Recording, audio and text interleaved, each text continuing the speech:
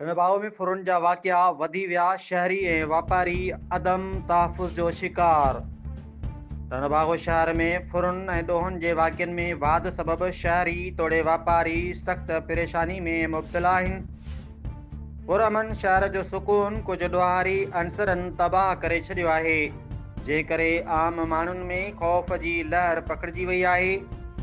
ताज़ो पेश आयल हिकु वाक़े में हिकु वापारी दुकान बंदि करे वापसि घर वञी रहियो हो त नामालूम फ़ौरन खेसि फुरण जी कोशिशि कई। खुशकिस्मती सां वापारी जी मज़ाहिबत सबबि फ़ौरू बिना के नुक़सान जे फ़िरार थी विया, पर वाक़े शहरनि जे अदम तहफ़ुज़ बाबति संगीन सुवाल उथारे छॾिया आहिनि।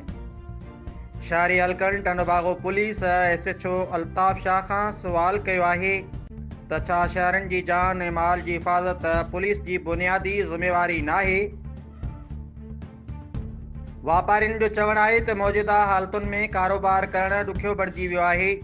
उन मौक़े ते शहरियुनि ऐं वापारियुनि SSP बदीन खे अपील कई आहे त टंडबागो शहर ते ख़ासि ध्यानु ॾिनो वञे। संदन चवणु आहे त असां मंशियात ख़िलाफ़ न, पर वधंदड़ फुरुन ऐं ॾोहनि खां निजात चाहियूं था, जीअं वापारी बिना कंहिं ख़ौफ़ जे सुकून सां पंहिंजो कारोबार जारी रखी सघनि। रिपोर्ट करे रहियो आहे अली ग़ुलाम खोसो, मरकज़ी media coordinator, team human rights Pakistan, social media centre Sindh.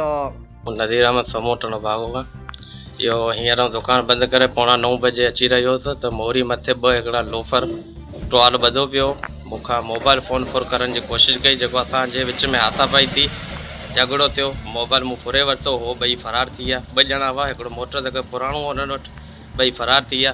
त आउं मौजूदु शहरी आहियां, दुकानदार नज़ीर अहमद, त महिरबानी करे असां SSP बदीन ऐं टंडबागो SHO खे अर्ज़ु था करियूं त इन क्रिमिनल जेके माण्हू आहिनि 2 नंबर लोफर, इन्हनि ते कंट्रोल कयो वञे।